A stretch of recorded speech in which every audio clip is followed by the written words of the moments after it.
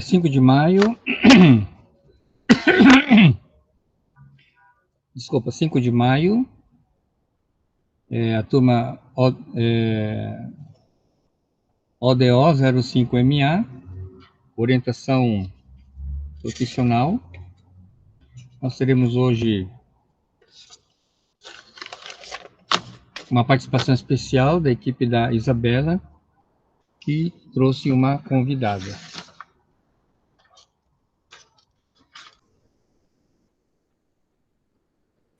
Olá, boa noite. Boa noite, doutora Giza. Obrigado pela sua disponibilidade. Né? Eu te agradeço. Mas vem cá, você é a doutora Giza ou você é a filha dela? Não, eu sou a doutora Giza. Não, mas eu estou achando você muito nova. Você veio no lugar da sua mãe, foi? Não, não. Sou eu Tá mesma. bom. Ok, obrigado pela sua participação. A disciplina é orientação profissional.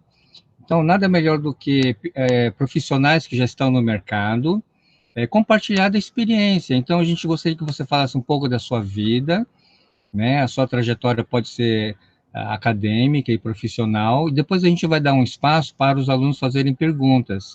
Inclusive, eles já foram seus alunos, né? Sim, já me conhece. Então, pronto, ok. Fique à vontade, por favor, obrigado. Eu que agradeço. Bom, gente, boa noite a todos. É um prazer voltar a vê-los, né? Fui professora dessa turma no semestre passado, no ano passado, na verdade. Bom, e primeiramente gostaria de iniciar dizendo que foi um convite muito feliz esse. Gostei muito de receber. Queria agradecer ao grupo que me fez o convite, porque é sempre um prazer conversar sobre a minha trajetória profissional, relembrar um pouquinho dela, e vai ser um prazer também dividi-la com vocês hoje.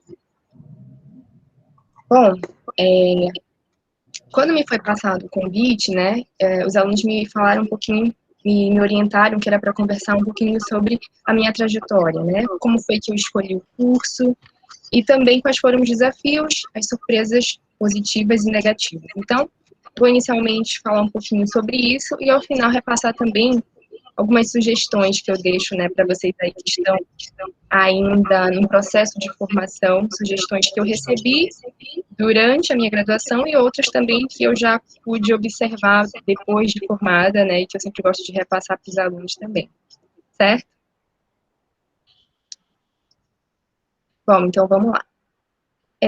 A escolha da profissão, na verdade, eu fiz ainda pequena. A minha mãe sempre conta que eu gostava muito de ir ao dentista. Eu acredito que eu associava bastante a questão dos instrumentais, né, que a gente tem muitos instrumentaizinhos. Eu associava isso bastante a brinquedo, então eu acho que era uma coisa, assim, muito lúdica para mim, né, visitar o dentista e tudo mais. Então, eu sempre tive um carinho, uma admiração pela profissão, ainda mesmo na infância. Nunca foi para mim algo aversivo, né, frequentar o dentista. Então, eu cresci com essa admiração e com esse desejo de cursar odontologia. E, então, no momento que eu cheguei no ensino médio, né, e tive que fazer essa escolha, eu já estava bastante determinada a fazer o curso. E no momento em que eu ingressei na Universidade Federal do Pará, certo? Então, como já tinha aquela questão de ter muita expectativa em relação ao curso, porque foi algo que eu sempre sonhei, né, idealizei muito, foi realmente uma experiência muito enriquecedora na minha vida, muito, assim, sou extremamente grata pelas escolhas que eu fiz até aqui. No entanto, como tudo na vida, né, tem seus percalços. E aí, com o meu processo de formação não foi diferente. Então, falando um pouquinho sobre dificuldades, né, que eu encontrei nesse processo.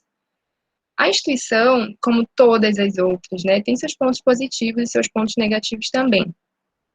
Em alguns momentos do curso, nós enfrentamos alguns problemas em termos de recursos, problemas estruturais na instituição.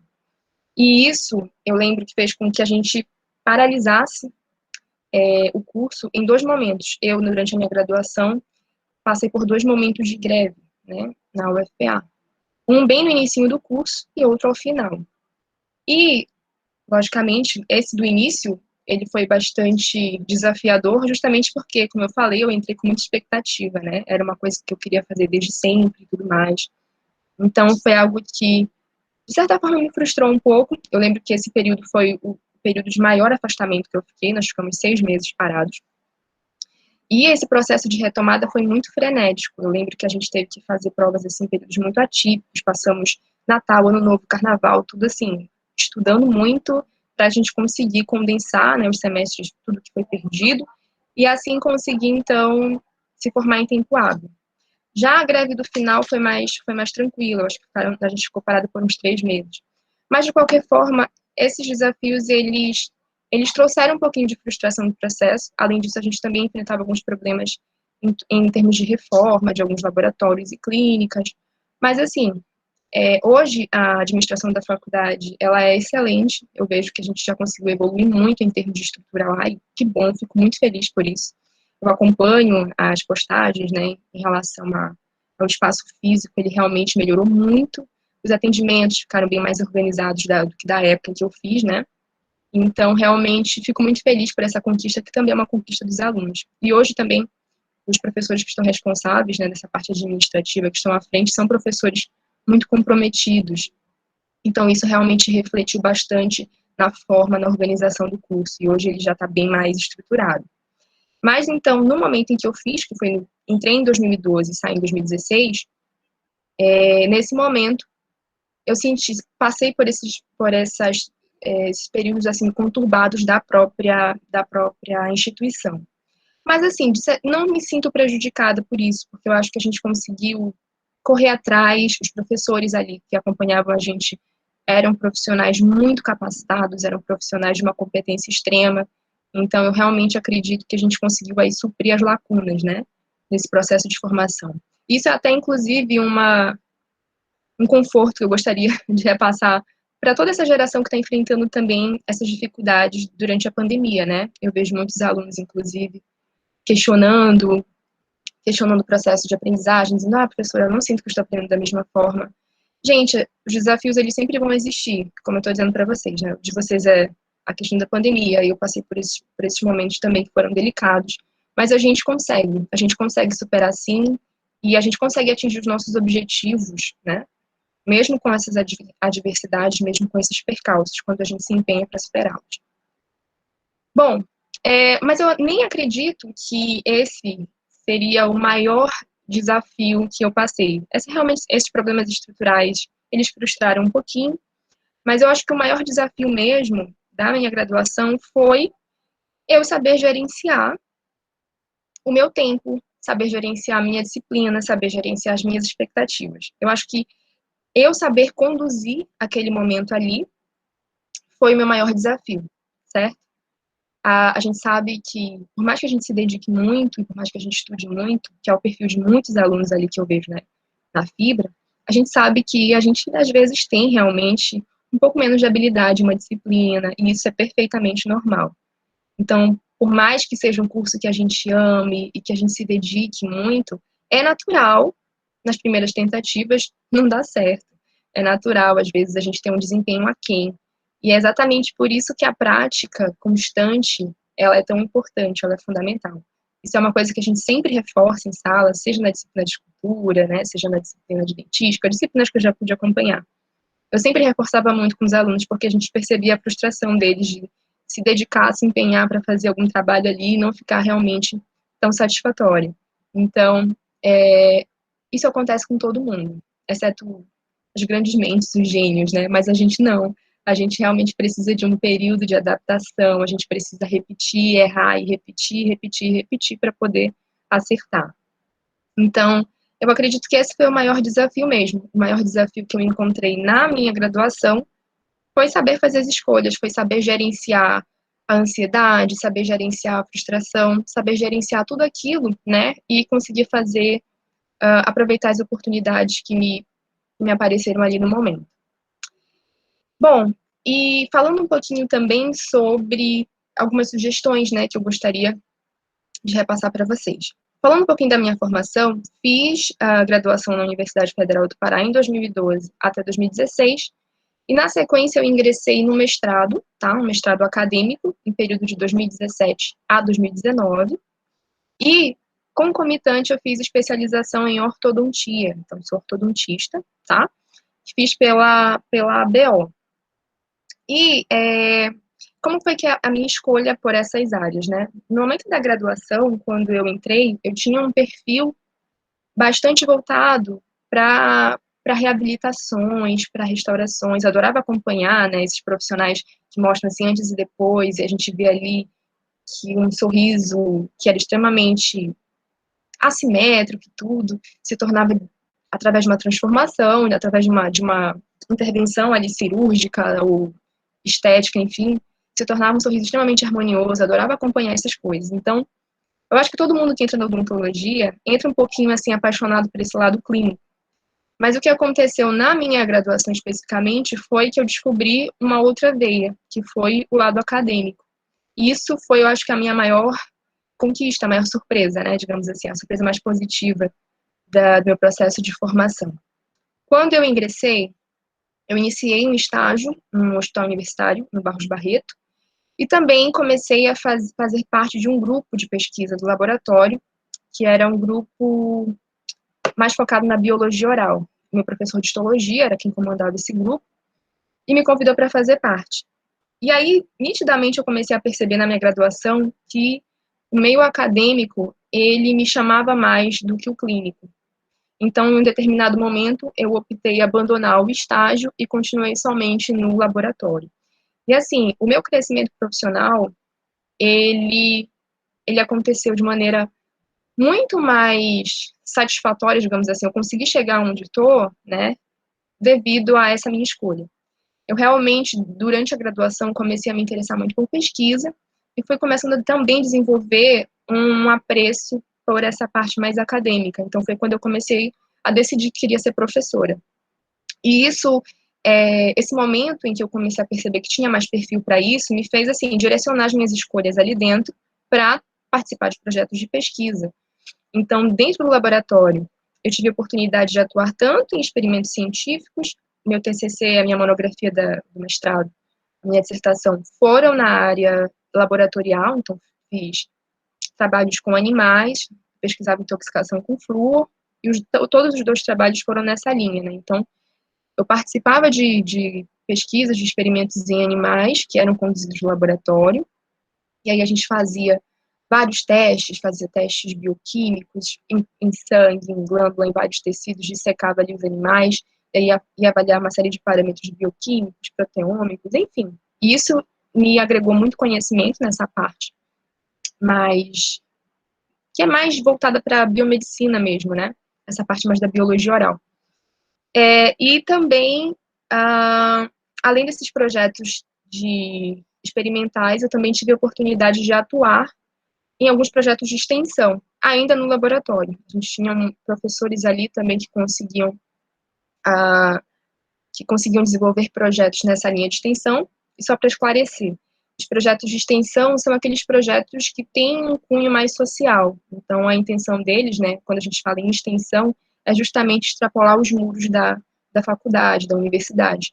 Então, a gente trabalhou com alguns projetos fazendo levantamento epidemiológico com profissionais como ACS, né, agentes comunitários de saúde, a gente trabalhou com professores do ensino básico, a gente trabalhou com cuidadores, né, de instituições, de abrigos, e a gente fazia uns levantamentos em relação ao conhecimento desses profissionais quanto ao perfil de traumatismo voluntário, escovação, hábitos de higiene.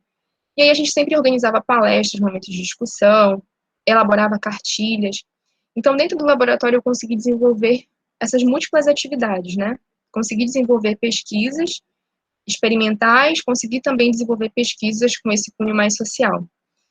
Pude participar de alguns congressos, fazendo a divulgação desses trabalhos, e também ganhei algumas premiações, e isso, para mim, foi bastante gratificante. Então, reforçou ainda mais essa vontade de querer seguir essa carreira, né? Seguir o lado mais acadêmico mesmo.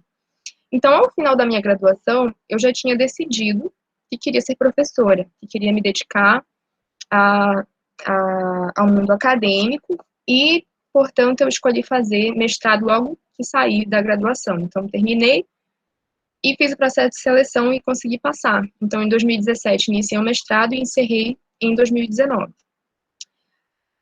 Como eu falei para vocês, eu fiz, ao mesmo tempo, a minha especialização em ortodontia. A ortodontia também foi algo que eu resolvi fazer ainda na graduação. E na graduação a gente tem um contato muito pequeno com a ortodontia. A gente só vê a parte de ortodontia preventiva. Inclusive, a gente vê essa disciplina associada à odontopediatria. Então, na clínica, a gente consegue intervir de forma limitada dentro da especialidade. Mas eu era paciente, fazia tratamento ortodôntico. Então, isso me fez ter uma experiência maior com a área, né? Então, ali, durante a graduação, eu ainda fazia tratamento, e por conta disso eu gostava de ler, de estudar a respeito, né, da remodelação óssea, movimentação dentária. Era algo que me interessava, até mesmo por uma questão de eu estar sendo submetida a esse tratamento. Então, foi algo que despertou meu interesse na graduação, e era algo que eu dizia na graduação, que queria cursar, dentre as especialidades ali, né. Existiam algumas especialidades que eu tinha também um certo apreço, uma certa identificação, mas acabei fazendo a orto por conta dessa curiosidade. Eu acho que foi mais a curiosidade que me moveu mesmo para decidir fazer ortodontia. E aí eu fiz a ortodontia, iniciei também em 2017, só que como ela tinha a formação era de 3 anos, eu acabei terminando um pouquinho depois do que o mestrado. E essa foi basicamente a minha formação. Bom, e em relação a sugestões que eu gostaria de deixar para vocês sobre o processo de formação de vocês, eu sei que a gente tem muitas dúvidas, né? No momento da nossa graduação, a gente fica às vezes muito inseguro em relação a procedimentos, mas assim, o que eu sempre digo para os alunos é que vocês devem aproveitar o máximo de oportunidades que vocês puderem dentro desse momento em que vocês estão aprendendo, né? Na graduação, a gente não consegue sair com uma habilidade manual ou com um conhecimento técnico-científico tão apurado quanto de um especialista. Então, não se cobrem isso, sabe? Eu acho que eu me cobrava muito enquanto aluna, né, enquanto acadêmica. Às vezes, ali no 10º semestre, isso me preocupava demais. Eu falava, nossa, mas me sinto muito insegura ainda para realizar certos procedimentos. E hoje eu vejo que, na verdade, o aluno ele tem que sair mesmo como generalista, né? A gente não é especialista em nada. Então, quando você sai da faculdade, é absolutamente normal você sentir insegurança para certos procedimentos, principalmente aqueles mais complexos. Ah, mas eu cheguei a fazer 2 aumentos de coroa. Ah, mas eu cheguei a fazer... Você pode fazer, mas é depois de muitos outros procedimentos como esse, da repetição exaustiva, que você realmente vai conseguir ganhar mais confiança e mais segurança. Então, uma sugestão que eu posso deixar, né? Aproveitem oportunidades de monitoria, de estágios, principalmente de pesquisa, porque esse é um mundo que a gente consegue conhecer muitas coisas. É realmente algo que agrega muito na nossa formação, enquanto acadêmico, né? Então, eu acho que saber aproveitar essas oportunidades na graduação, participar de projetos de pesquisa, desenvolver trabalhos, ser monitor, ser voluntário de projetos, enfim, ainda que não seja voltado para a parte clínica, mas somente para a parte científica, enfim. Aproveitem essas oportunidades, porque esse é o momento de vocês realmente agregarem conhecimento. É o momento de vocês conhecerem todas as possibilidades que a profissão oferece, para só na frente você decidir aquilo que você se identifica mais, aquilo que realmente faz mais o seu perfil, né? Eu acredito que também algumas recomendações em relação ao momento pós-graduação, que é algo que eu já vim observar mais nos últimos anos, né? Em relação a o que fazer depois da pós-graduação, isso era uma coisa que eu me questionava bastante no momento que estava fazendo o curso, porque ali, durante a graduação, o professor chega e te dá a disciplina, o professor chega e te dá o exercício, o professor te direciona muito para onde você tem que ir. E é assim que deve ser. No entanto, no momento que você termina, não tem mais ali uma pessoa responsável por te direcionar. Então, é meio que você realmente que tem que fazer suas escolhas. É você que tem que ir atrás se você quer fazer, de repente, uma prova de residência. É você que tem que decidir se você quer fazer um processo de seleção de mestrado. É você que tem que decidir qual é o percurso a ser seguido a partir de então, certo? Então, isso era algo que eu me questionava bastante em relação a o que eu vou fazer, né, depois da graduação. Então, eu digo que não existe uma receita de bolo, não existe uma estratégia definitiva que vá garantir sucesso. Você tem que simplesmente saber qual é a sua realidade, qual é a sua condição e também quais são os seus objetivos, as suas metas. Não adianta você escolher alguma coisa, alguma especialização por uma questão de mercado, se não é uma coisa que você se identifica tanto assim. Então, ali no momento que eu terminei minha graduação, eu tinha a possibilidade de continuar estudando, né? Porque eu tinha ali uma rede de apoio, morava com meus pais e tudo mais, então eu tinha a possibilidade de não me inserir necessariamente no mercado e continuar estudando. E foi o que eu fiz. Fiz mestrado e especialização ao mesmo tempo. E eu adiei essa questão de retorno financeiro porque era uma coisa que eu podia fazer. Mas a gente sabe que não é a realidade de todo mundo, né? Existem pessoas que essa questão, para algumas pessoas, a questão financeira ela é um pouco mais emergencial. Então, é claro, se você tem a possibilidade de fazer um curso fora, faça. Se você não tem, adeque as suas estratégias para aquilo que a sua realidade lhe permite fazer, né? Agora, se você tem um perfil realmente mais acadêmico, procure mestrado, doutorado. Se você realmente quer atuar de uma maneira mais clínica, procure uma especialização. E aí você vai conseguir dosar, a partir disso, traçar os seus objetivos, as suas metas, né? A partir daquilo que você tem mais identificação, a partir daquilo que você tem mais afinidade.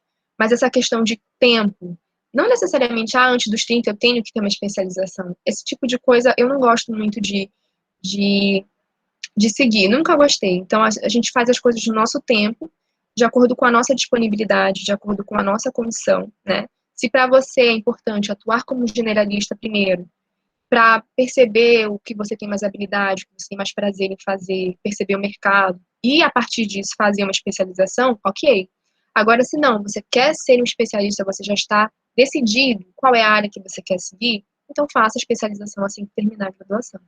Então, acho que isso é uma questão muito individual, é muito particular, né? Cada pessoa sente ali qual a sua necessidade, e é claro, tudo aquilo que a gente se empenha, que a gente se dedica, a gente consegue se diferenciar com certeza.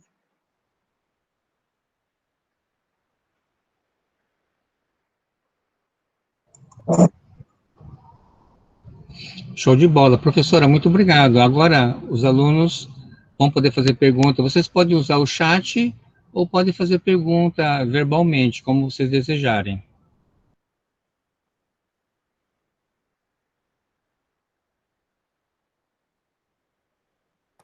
Oi, professora, boa noite. Olá, boa noite. Professora, teve algum momento durante o seu mestrado que a senhora olhou e falou assim, não sei se é realmente isso que eu quero? Olha, essa questão de você duvidar se você realmente está seguindo o caminho é uma questão é algo muito recorrente, na verdade. A gente vai ter frustrações sempre. Eu, enquanto professora, já tive frustrações. Então, é perfeitamente normal, sim. O mestrado, ele foi uma experiência maravilhosa, uma experiência que eu recomendo para todas as pessoas. No entanto, foi uma experiência muito árdua, muito difícil, sabe? Eu acho que a pessoa tem que ter uma disponibilidade grande. Por quê? Porque ali, principalmente para as pessoas que estão inseridas no mercado, né, ou que têm família, porque no meu caso, eu tive que fazer um trabalho experimental com animais que eu precisava dosar uma certa quantidade de água com flúor diariamente, e às vezes durava meses o período de intoxicação. E eu fazia todos os dias, incluindo finais de semana. Não podia pular. Se tinha feriado no meio, eu tinha que ir lá na UFPA, no laboratório, fazer. Então, é algo que exige muita dedicação. E aí, às vezes, o teste não dava certo e você tinha que repetir. E a gente encontra muitas dificuldades para fazer, certo? Então, não é uma coisa simples. Você encontra essas adversidades e é normal. E você precisa manter ali a motivação, precisa terminar. Então, com certeza, em muitos momentos a gente se frustra, a gente, principalmente nesses momentos que encontra essas dificuldades. É perfeitamente normal. Mas, como tudo na vida, a gente vai ter dificuldade. É importante não desistir, né? Realmente, a gente mira naquilo, no objetivo final, que é conseguir o certificado, conseguir o diploma, conseguir atuar naquela área. Então, isso é o que nos motiva. E, ao final, quando a gente consegue, depois que a gente defende, e ali, quando a gente começa realmente a atuar na área que a gente quis, tudo aquilo a gente percebe que valeu a pena, todo o esforço. Então, não me arrependo de nada, não me arrependo das escolhas, e acho que tudo foi realmente necessário para um processo de amadurecimento e de aprendizagem para mim. E, professora, Pois não. quando a gente ingressa, né, em qualquer profissão, a gente sempre visa estar atuando na forma mais próxima do que a gente convive, né? No caso, fazendo atendimentos e tudo mais. Quando tu tomaste essa decisão para estar fazendo a parte acadêmica, tu sentiu aquela necessidade de fazer também a prática, de estar indo atrás, ter uma dúvida em relação a ter optado a parte acadêmica ou a parte prática alguma vez? Sim, sim. Na verdade, essa questão ela é uma pergunta muito boa que o Christian fez, porque eu acredito que em alguns cursos que são práticos, que exigem muito, né, de um conhecimento técnico, que a odontologia é um exemplo disso, a gente precisa de um conhecimento, até mesmo porque eu já precisei estar em disciplinas de clínica, por exemplo, né? Então é importante, sim, que você tenha um conhecimento, que você tenha uma atuação na prática para que você consiga ter segurança, porque a gente sabe que a teoria e a prática, elas têm as suas diferenças, né? Por mais que você tenha toda aquela fundamentação teórica, a prática, muitas vezes, ela te dá muito mais experiência, velocidade, né? Te dá mais segurança. Então, sim, eu cheguei a me questionar em alguns momentos sobre essa decisão, mas eu acredito que a gente tem que seguir, não adianta, tem que seguir o nosso perfil. E se você se identifica mais com a questão da pesquisa e da docência, é claro que isso foi a formação que eu busquei em predominância. Eu busquei a minha capacitação para que predominasse que as minhas habilidades de pesquisa, de oratória, né? Agora, a prática, ela não foi abandonada, tanto é que eu fiz a especialização por isso. Então, ali na especialização, eu fiquei 3 anos, e a gente tinha uma semana, a gente ia de segunda a sábado, e a gente fazia atendimento nos 2 turnos, então, com isso, eu consegui uma prática bastante significativa, que me agregou bastante conhecimento também. Eu vi que tem algumas perguntas aqui, professor, no chat. Eu posso ler e ir respondendo? Sim, por favor, faça isso. Tá, vamos ver aqui.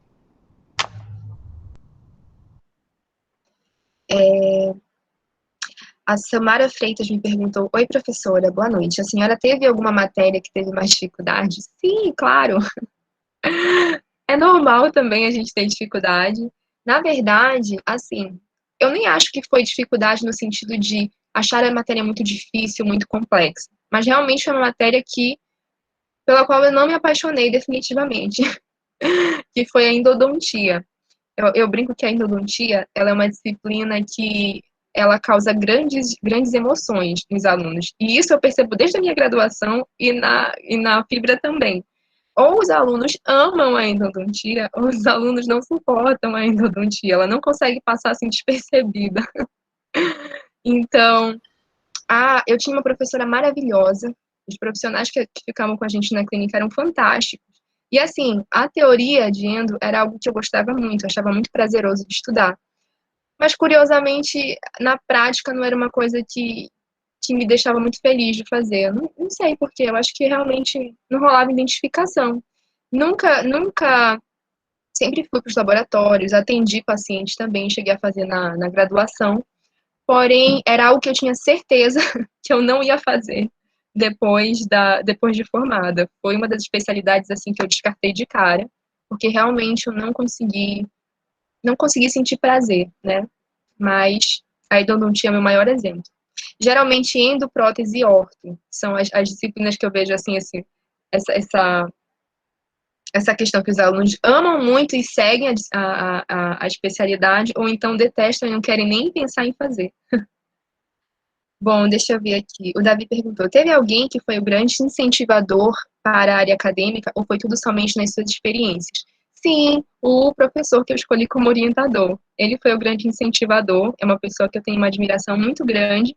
Inclusive, até hoje, eu ainda faço parte do laboratório, eu ainda trabalho. Eu não diria que foi só ele. Eu encontrei ali dentro da universidade grandes pesquisadores, professores que eu me espelho até hoje, professores assim que eu tomo como referência, né, para seguir. mas eu posso dizer que eu fui influenciada principalmente por ele. Ele é uma pessoa extremamente competente, ele era meu professor de histologia na época, e eu me apaixonei pela disciplina, inclusive, fui monitora, e eu ingressei no laboratório, e eu acredito que grande parte da satisfação que eu tinha de estar lá e de fazer os experimentos era influência dele, porque eu realmente o admirava muito e tinha ele como uma referência para mim. Professora, se a senhora achar melhor, eu posso ler as perguntas para você. Ah, tudo bem, pode ser. A Alicia perguntou: professora, boa noite. Você, em algum momento da sua formação, se sentiu meio perdida, como se não soubesse fazer nada? Foi quem que perguntou? A Alicia Alves. Alicia, olha, como eu falei, a insegurança, ela é natural, tá? A gente, enquanto acadêmico, a gente geralmente costuma criar muita expectativa sobre o nosso desempenho. E eu fazia isso, tá? Falando isso porque eu fazia. Então, eu queria que os meus preparos ficassem como dos professores, que eu tivesse habilidade, que eu fizesse cirurgias com um tempo curto e que ficasse perfeito. E é natural, porque a gente se dedica, a gente estuda, a gente treina. Mas, como eu falei, é também natural, a gente tem uma curva de aprendizado, né? E para a gente conseguir atingir ali o platô, a gente precisa de muito treino. Então, é geralmente depois de anos que a gente consegue fazer alguma coisa assim com excelência, né? Na graduação, por mais que você se dedique, por mais que você estude muito, é natural que os seus procedimentos você faça com um tempo, com uma velocidade menor. É natural que não fique, de repente, da mesma forma, né? Como você esperava. É natural. Eu não diria assim que eu não senti que não sabia fazer nada, mas sim, sentia muita insegurança em relação, principalmente, a procedimentos mais invasivos. Eu ficava me imaginando assim, gente, como é que eu vou atender num consultório sozinha? Aí, quando às vezes acontecia alguma complicação ali na cirurgia, enfim, algum procedimento que eu precisava chamar o professor, nossa, aquilo me frustrava muito. E eu ficava pensando, nossa, como é que vai ser quando eu estiver ali no consultório, só eu e o paciente? Mas, gente, todo mundo pensa isso. E todo mundo passa por isso. Inclusive, os professores de vocês, que têm uma expertise enorme sobre um determinado assunto, em algum momento eles tiveram que começar. Em algum momento eles não sabiam fazer também. Então, isso é perfeitamente normal. Essa insegurança, ela é natural. Agora, é claro, você tem que buscar sempre o conhecimento, procurar estudar sempre, mesmo depois de formada, né? É importante que a gente continue estudando sempre. Seja através dos nossos cursos, seja através do mestrado, do doutorado, então da minha especialização, seja através da participação em eventos, né, acadêmicos. Existem grandes congressos que são realizados, por exemplo, o da Sociedade Brasileira de Pesquisa Odontológica, o SBPQO, que acontece em Campinas todo ano. Eu comecei a participar desse congresso ainda na graduação e sempre vou. Apresento trabalhos lá. Então, assim, é importante sempre a gente estar buscando conhecimento, sempre. Porque isso, associado à prática constante, vai fazendo com que a gente ganhe mais segurança. A Gabriele Ramos. Tiveram semestres que você se sentiu um pouco desmotivada? Sim, como eu falei, eu passei por 2 greves, né? Então, esses 2 momentos foram bem difíceis, assim. A primeira, que foi mais extensa, ela foi a principal, porque eu estava ingressando, eu peguei no 2º semestre. Então, criei tanta expectativa de entrar, foi um curso que eu sempre almejei, e realmente naquele momento eu fiquei muito frustrada, e principalmente da forma como a gente teve que repor, foi algo bem corrido, muito puxado. Então, nesse momento, eu me senti um pouco frustrada sim, mas como eu disse para vocês, também a gente consegue contornar e consegue preencher essas lacunas correndo atrás, com dedicação e com paciência. A Gabriele também perguntou como encontrar o orientador ideal para nos acompanhar. Olha, o orientador ideal é uma palavra meio forte.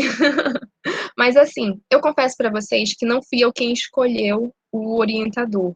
Na verdade, esse professor que eu disse para vocês, o professor Rafael Lima, ele era um professor extremamente temido pelos alunos, todo mundo ficava assim, ai meu Deus, sabe aquele professor assim super carrasco?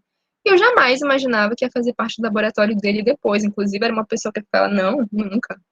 E ele foi quem me chamou algumas pessoas ali da turma que tinham tido bom rendimento na disciplina dele.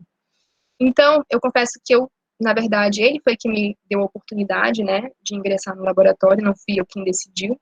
Mas, se eu tivesse que decidir, eu certamente iria escolher um professor com o qual eu me identificasse com a dinâmica, a didática dele, a estratégia. Aquele professor que você percebe, primeiramente, que atua numa área que você se identifica, né, é importante. Então, eu quero desenvolver pesquisas na área de dentística. Então, eu vou procurar uns professores dessa área. E, em relação à escolha do professor em si, observar o perfil dele. Se você se identifica com a maneira como ele trabalha, se você se identifica, se é um professor que é acessível, isso também é muito importante. É um professor que você tem fácil comunicação, né? Porque isso também é fundamental para que você consiga desenvolver seus projetos. Então, é um professor que tem disponibilidade, é um professor acessível, é um professor cuja dinâmica de trabalho você se adapta legal. Então, essas são algumas dicas que eu acho que vocês podem utilizar no momento em que estiverem à procura aí de um orientador para desenvolver trabalhos. Foi a última pergunta.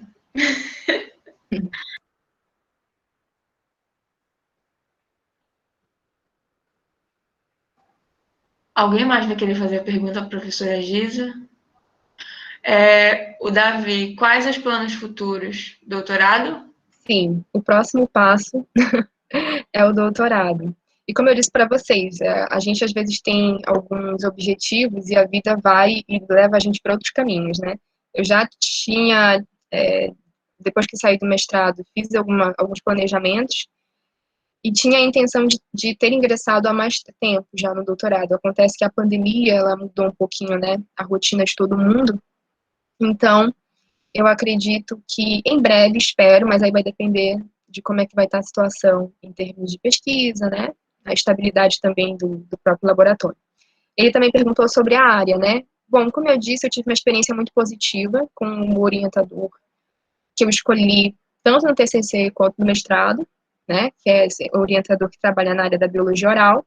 Então, eu pretendo continuar nessa área também. É uma área que eu gosto muito de pesquisar, gosto dos animaizinhos, gosto de fazer experimentos com eles. Eu pretendo continuar nessa área, né? Então, provavelmente, meu doutorado também será na área da biologia oral. Mais alguma pergunta, gente?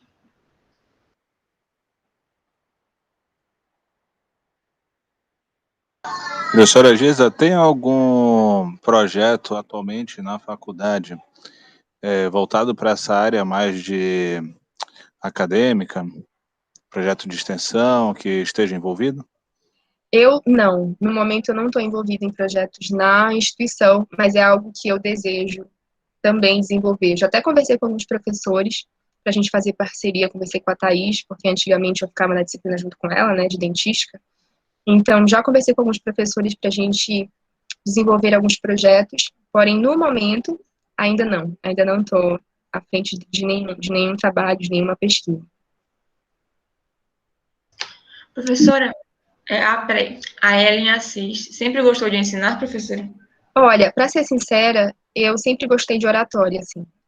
Mesmo na época do ensino fundamental, eu lembro que eu gostava muito de atividades que envolvessem oratória, eu gostava muito de apresentar trabalho, era algo que realmente eu sentia muita satisfação em fazer. Então, participava de debates. Eu sempre gostei, na verdade, de agregar várias experiências, sabe? Sair do básico, que só a disciplina ali, ou só o curso me exigia. Então, sempre gostei de me envolver com essas atividades.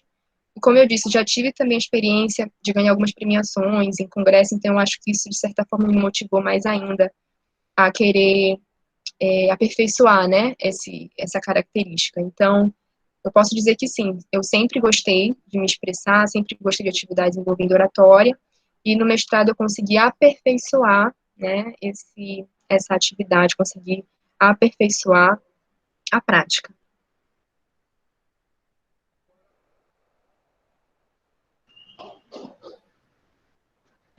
Mais alguma pergunta? Bom, eu acho que ninguém mais quer fazer pergunta, né? Alicia, você sempre foi uma pessoa paciente ou no início foi difícil dar aula?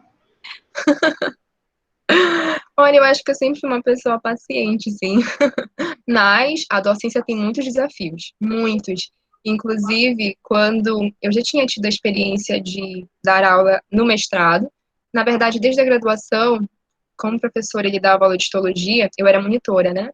Então eu marcava mais aulas extras, assim, com os alunos. E aí, gostava muito. Eu preparava como se eu fosse a professora deles. Então eu gostava de fazer mais aulas, eu fazia questões para eles. E eles gostavam, tipo, porque era uma disciplina que tinha dificuldade. Então, desde a graduação eu já gostava. Daí no mestrado, a gente tem uma disciplina lá que é obrigatório você dar aula, né? Então, eu fui para a sala de aula também e ministrava assuntos dessa área de histologia, já que meu orientador era professor de histologia. E sempre tive paciência, assim, sempre tive tranquilidade para ministrar, sim. Então, eu acredito que a resposta é sim. Sempre tive Eu paciência. acho, professora, eu acho que todos Diga. os alunos concordam que para a gente ser um professor da aula, a gente tem que ter paciência, né? Porque o aluno não consegue aprender, eu acho que a grande maioria, tem uns que conseguem, né? Sendo tratado, né, falando alto, sendo ignorante, entendeu? Somente para aquelas pessoas que têm uma certa dificuldade de aprendizado, entendeu? Um déficit de atenção, por exemplo. Se ele chegar para o professor e fizer uma pergunta e o professor vier na ignorância, ou ser, tipo assim, tu não sabe disso, era para você saber, entendeu? A pessoa fica mais fechada, fica com vergonha de perguntar novamente, e isso ela se prejudica. E o responsável acaba se tornando um professor. Porque se a pessoa vai se tornar um professor, ela tem que ter amor por essa profissão. Porque ela vai formar outras profissões. Ela vai ser responsável por isso. Certamente. Então, pode continuar. Pode continuar, professora. Posso falar? Você quer continuar? Pode. Tá. Bom, então, como eu disse, a profissão, a docência, ela tem muitos desafios, gente. Muitos. Mas eu acho que o professor Suzuki, ele vai concordar comigo, a gente fica nisso porque a gente ama. A gente segue porque a gente ama e tem que gostar. Porque a gente tem bastante trabalho. Assim, o tempo de sala de aula que a gente está com vocês é o momento que a gente já tem que estar com tudo pronto. A aula já tem que estar finalizada, a atividade já tem que estar finalizada, o exercício já tem que estar corrigido.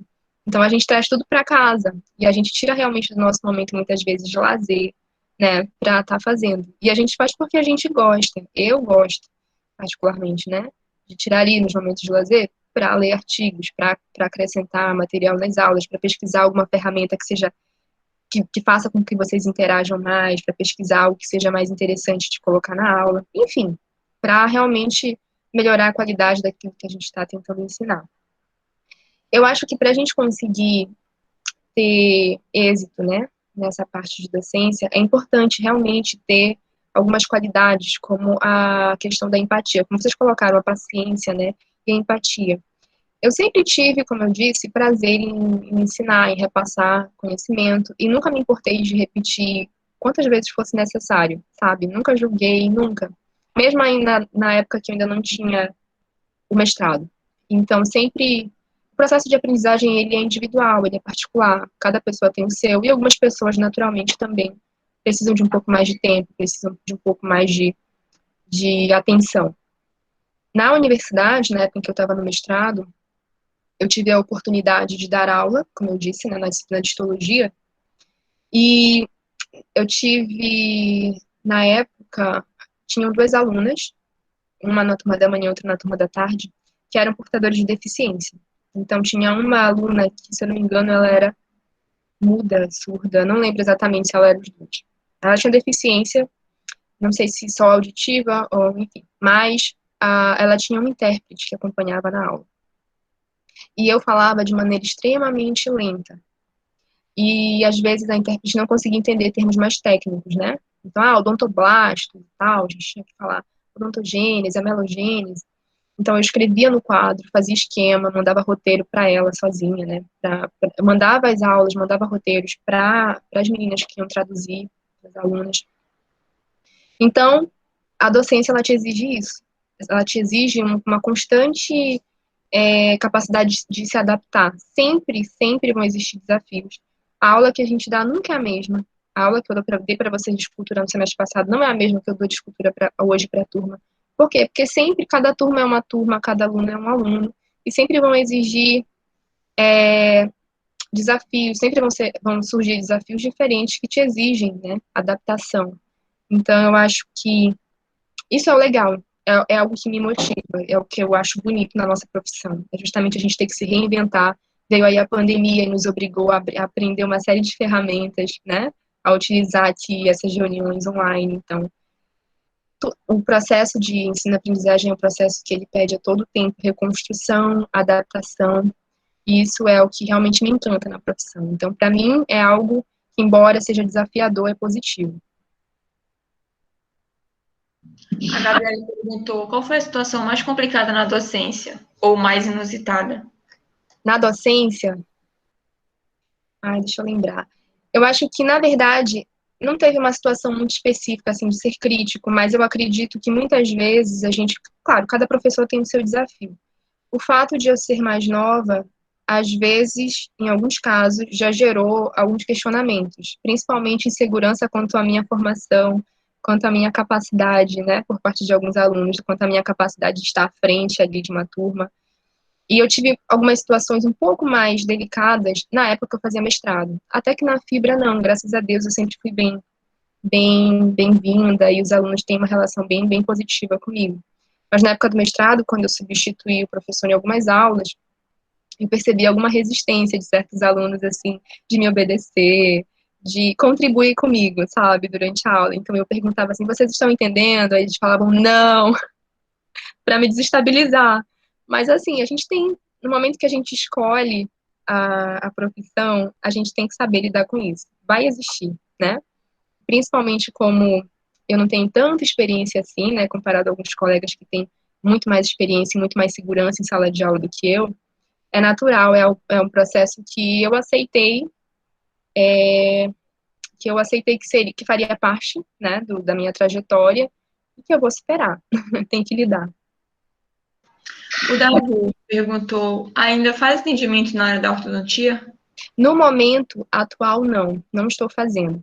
Eu finalizei a minha especialização ano passado, e aí foi coincidente com a pandemia, né? Então eu recebi algumas propostas, mas na época eu optei por não iniciar, já que eu tinha o trabalho na Fibra, né? Então eu tenho o privilégio de poder, nesse momento, optar por ainda não iniciar. Então, a intenção nesse caso seria também ministrar aula de orto também, já que já tem a especialização? Sim, ano passado eu fazia parte junto com a professora Ângela, da disciplina de odontopediatria e ortodontia. A gente deu aula para o 7º semestre. Então, já ministrei, sim. A Ludmila, professora, como foi seu primeiro atendimento na faculdade com relação a procedimentos mais invasivos? Por exemplo, periodontia, cirurgia, é algo que tenho receio. Olha, eu confesso que eu não lembro do meu primeiro atendimento nessas áreas, tá? Não vou lembrar. Mas eu lembro que, na época da graduação, também tinha muito receio. Eu acho que os procedimentos mais invasivos nunca foram muito atrativos para mim. Eu fazia porque tinha uma produção mínima, tanto é que eu sabia também que cirurgia era uma área que dificilmente eu seguiria. Então, uma forma que eu achei de complementar a minha formação foi fazer um curso. Eu fiz um curso à parte, que na verdade era mais voltado para a extração de terceiro molar, eu lembro na época, acho que eu estava no 8º semestre, mais ou menos. E aí o curso, eu não lembro exatamente quantos módulos tinha, mas vamos dizer que sejam 10 módulos, então a gente atendia, né, e fazia algumas cirurgias mais complexas, e isso me deu bem mais segurança para executar procedimentos na graduação. Então, eu não digo que isso é essencial, tá? Eu acho que a nossa formação na faculdade, vocês têm vocês são introduzidos na prática, vocês são introduzidos no atendimento clínico muito cedo. Na UFPA, a gente era um pouquinho mais tarde que começava a fazer os atendimentos. Então, eu acredito que a oportunidade dos estágios ali nas clínicas integradas que vocês têm já é uma oportunidade suficiente para vocês conseguirem, né? Agora, para quem deseja, quem se sente inseguro, essa é uma opção, uma sugestão. Eu procurei, na época, como eu disse para vocês, também passei por esses momentos de paralisação, então, assim, me sentia insegura, sim, para realizar procedimentos, então procurei uma formação adicional para complementar as minhas técnicas, as minhas habilidades. E era justamente por uma questão de habilidade mesmo. Eu sempre lia muito, eu gostava de estudar e tudo mais, a parte de anestesiologia, de suturas, treinava, mas eu sentia que na prática eu era insegura em relação a isso, né? Então procurei essa formação adicional para complementar. Ana Clara, você foi nossa professora em escultura, então queria saber se mesmo assim você sentia dificuldade em esculpir um dente. Olha, eu vou confessar um segredo para vocês. A escultura que eu aprendi na minha graduação foi bem diferente da que vocês aprenderam. Eu aprendi a escultura progressiva. Eu acredito que até uma vez passei um exercício para vocês sobre isso, e vocês falaram, nossa, professora, que difícil. A gente fazia escultura na minha graduação num período do curso mais avançado. Então, a gente tinha que montar em articulador, e a gente tinha que fazer a escultura numa M arcada, superior e inferior, e depois tinha que devolver exatamente os contatos, porque a gente fazia escultura no mesmo módulo de oclusão. Então, a gente fazia escultura progressiva. E aí, quando eu ingressei na faculdade, me foi sugerida a disciplina de escultura, e quando eu vi que era escultura regressiva, o que eu fiz? No outro dia, eu comprei todos os materiais e treinei excessivamente para conseguir mais habilidade manual, para conseguir confiança a ponto de ensinar outras pessoas a fazerem. Mas assim, o conteúdo teórico não muda, é o mesmo, né? Inclusive, os livros que a gente utilizava lá são os mesmos que eu utilizo com vocês, mas realmente a técnica é totalmente outra. Então, foi um desafio, inclusive, quando eu iniciei, porque a técnica de escultura regressiva não foi a que eu fiz na graduação.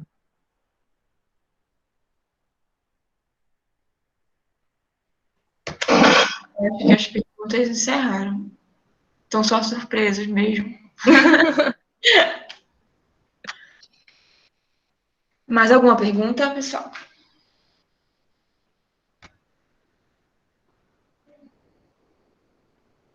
Professora Giza, seguiria para essa parte de de harmonização? Olha, no momento, eu nunca gosto de falar não em definitivo, porque a gente muda as nossas perspectivas com o tempo, né? Enfim. Mas no momento, não é uma área também da qual eu sinto muita afinidade. O que acontece? Eu acho que para seguir essa área você tem que ter um perfil um senso crítico para a estética que eu não tenho. Não é um perfil. Inclusive, eu sempre fui mais na filosofia do conservadorismo, sabe? Então, existem até, inclusive, algumas intervenções na própria área da ortodontia que eu particularmente não indicaria o paciente a utilizar aparelho. Eu sou muito crítica quanto a isso, sabe? Então, às vezes, não necessariamente. Hoje em dia a gente tem muito aquela venda de uma imagem de dentes extremamente brancos e alinhados, e a gente sabe que fisiologicamente a gente não é assim, né? É natural ter um certo grau de apinhamento, é natural ter uma certa pigmentação. A nossa dentina, ela é amarelada, né? Ela não é branca. Então, eu te confesso que eu não tenho o perfil de um profissional dessa área, tá? Respeito os colegas que fazem, que seguem, né? Não é uma crítica a eles, mas eu, Giza, acho difícil de trabalhar nessa área porque eu não tenho as habilidades. Eu, particularmente, olho muitas vezes pacientes que me procuram, inclusive, recomendo não tratar, porque eu não vejo necessidade. Digo, não, fique como você está, isso é fisiológico, isso é natural. E eu acho que isso vai um pouco de encontro, vai um pouco contrário à filosofia, muitas vezes, né, dos profissionais que sugerem a harmonização. Então, eu não tenho esse apelo estético tão grande. Inclusive, eu mesma, apesar de ter tido tratamento, de ter feito tratamento em orto, tenho aqui os apinhamentos, tenho aqui uns diastemas. Então, eu acredito que eu não teria perfil para seguir essa área, né? Então, não é realmente de meu interesse.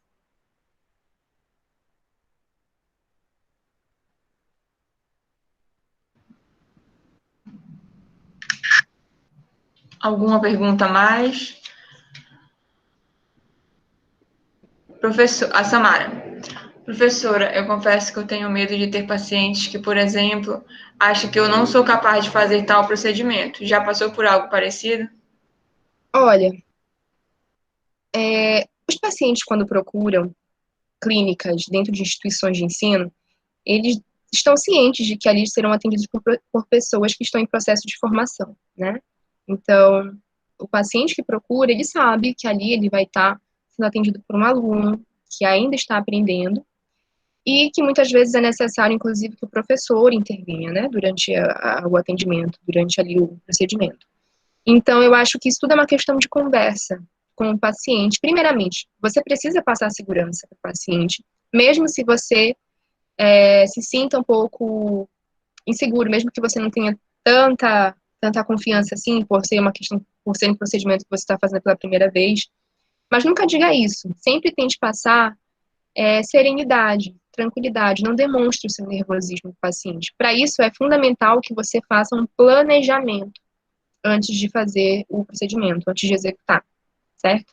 Inclusive, os professores de clínica batem direto isso, assim. Eu já também estive em clínica, então a gente exigia sempre, antes do aluno atender, por mais que fosse um procedimento de baixa complexidade, que ele trouxesse um planejamento, né, por escrito de tudo que ele ia fazer. Por quê? Porque assim o aluno consegue separar o material, ter tudo esterilizado certinho, o aluno consegue estudar as técnicas que ele precisa desempenhar ali no momento do procedimento. E se porventura vier a acontecer alguma intercorrência, eles geralmente sabem gerenciar melhor do que o aluno, obviamente, que não se preparou. Então, o planejamento ele é fundamental para que você consiga executar de maneira um pouco mais segura, né, os procedimentos na clínica. E, como eu disse, é natural sentir receio, mas tente dosar isso. Uma dica que eu dou é, por exemplo, esteja sempre em contato com a sua dupla, estabeleça sempre contato visual com a dupla, né? Então, no momento que você sentir dificuldade, ou, enfim, se você quiser se comunicar, nunca use expressões que o paciente perceba que você está inseguro, entendeu? Não diga, meu Deus, entendeu? Esse tipo de coisa ali, caiu alguma coisa, você olha para o colega e tenta estabelecer um contato para que vocês se comuniquem sem necessariamente ter que verbalizar, porque isso com certeza vai deixar o paciente ali mais acordado, né, mais receoso. E outra sugestão também, além do planejamento da questão da comunicação com o colega, é você também procurar o professor em determinada a parte na clínica, né? Se você sentir dificuldade, professor, eu tirei essa radiografia e não estou conseguindo ver se aqui existe realmente uma lesão ou não. Evite falar isso na frente dele, certo? Então você, olha, eu vou ali com o professor, tá? Confirmar o diagnóstico, enfim. E aí você pode tirar dúvida com o professor, enfim, à parte, se você se sentir mais à vontade para isso. É importante saber que o paciente sabe que você está no momento ali de aprender, tá? Então, ele não pode te exigir que você execute de maneira rápida, isso ele realmente não pode exigir. Mas é importante você tomar alguns cuidados para também passar segurança para ele, falar de maneira firme, né? Olha, seu fulano, hoje nós vamos executar o procedimento tal. E ele vai ter a finalidade disso, o senhor pode sentir ao final do procedimento isso, isso e isso, e qualquer intercorrência o senhor pode me ligar. Então, a maneira como você passa a informação para ele também pode contribuir para estabelecer essa confiança. A última pergunta para finalizar, professora. Como lidar com pacientes mal-humorados? Algo que acontece muito com alguém que trabalha com pessoas. A Alice que perguntou. Como lidar com pacientes mal-humorados? Olha, uma boa pergunta. Eu acho que eu nunca tive um paciente mal-humorado, mas assim, é da mesma maneira como a gente lida com pessoas mal-humoradas no nosso dia a dia, né? Eu acho que o importante é sempre a gente manter a tranquilidade, né? E saber que ali você está na condição de um profissional de saúde. Por mais que você não tenha tanta simpatia, mas é importante que você seja profissional, né? Então, tratar a pessoa com respeito, com paciência, com educação.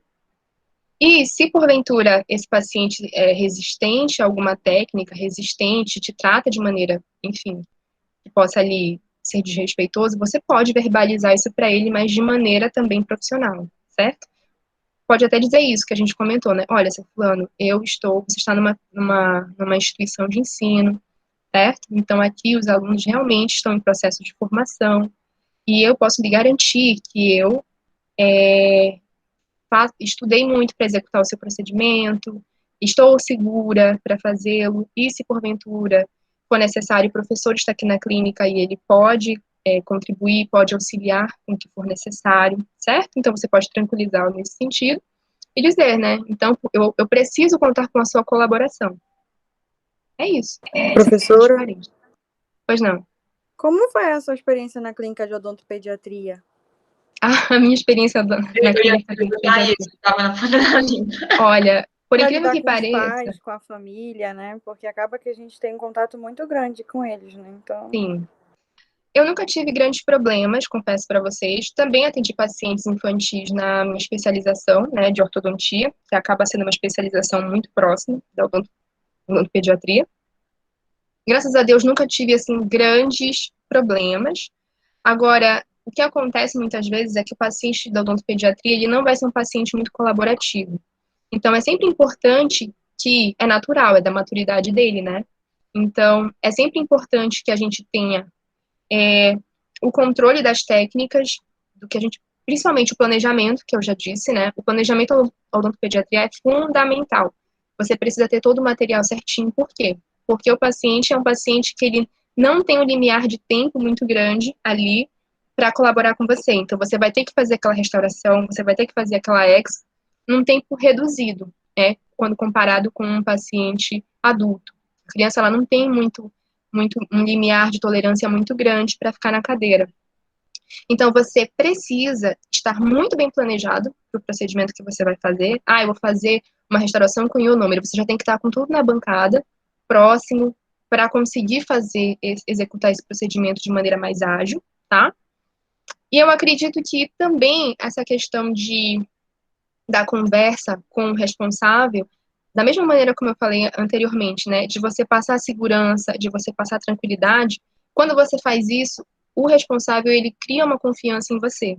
Então, as minhas experiências na odontopediatria até aqui, elas foram positivas porque eu sempre fui muito clara, olha, eu preciso fazer esse procedimento, porque o que acontece? Muitas vezes a criança começa a chorar e fazer um escândalo, né, enquanto a gente está atendendo. E aí o pai fica aflito, e isso é normal.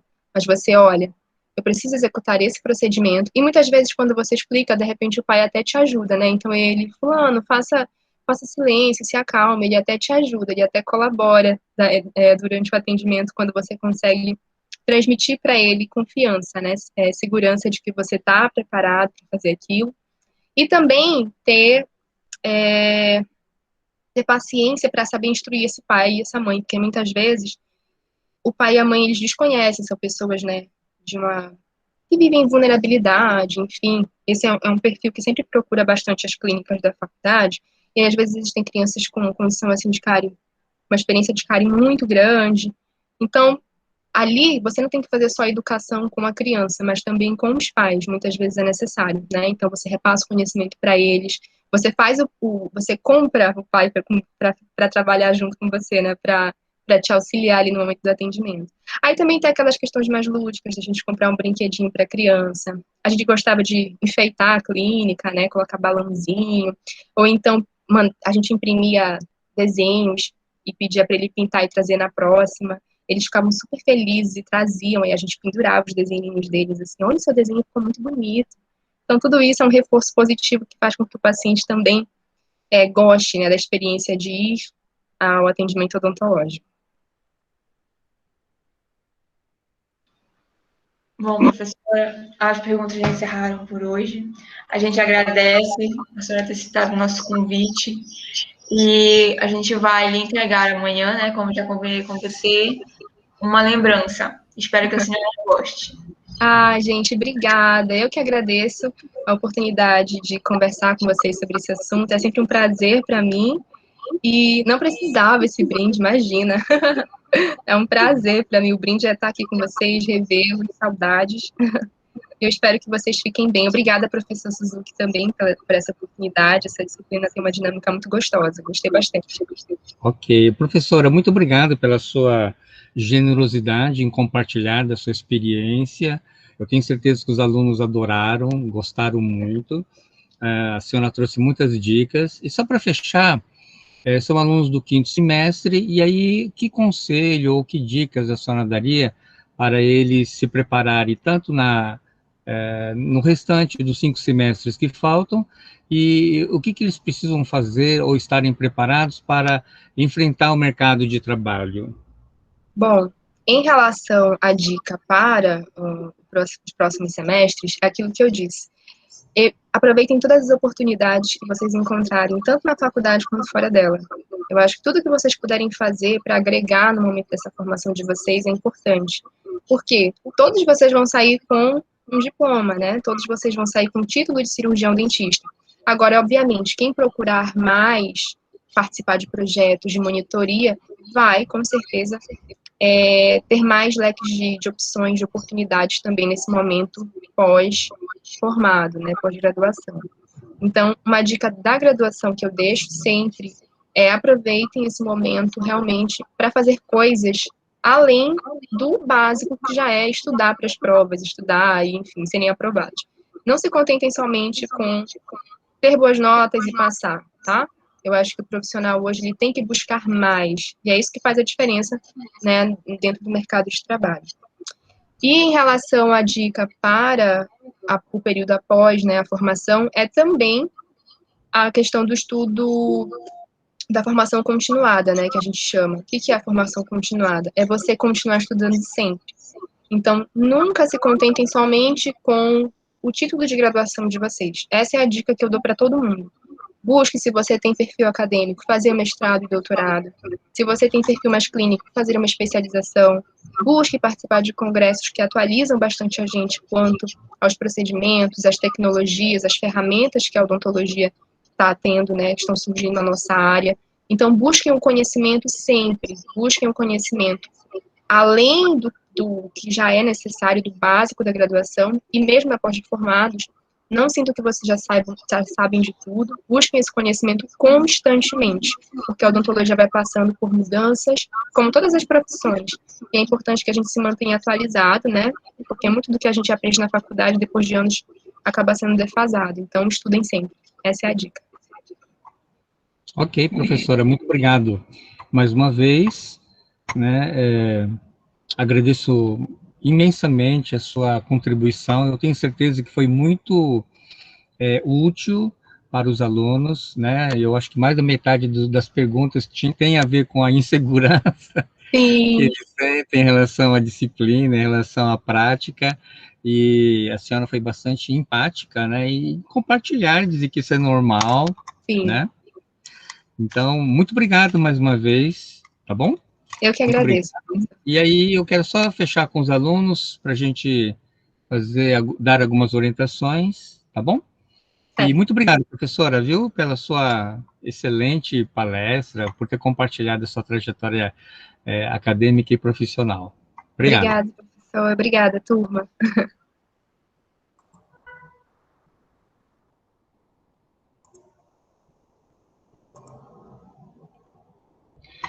E aí, pessoal, que tal? Vocês gostaram?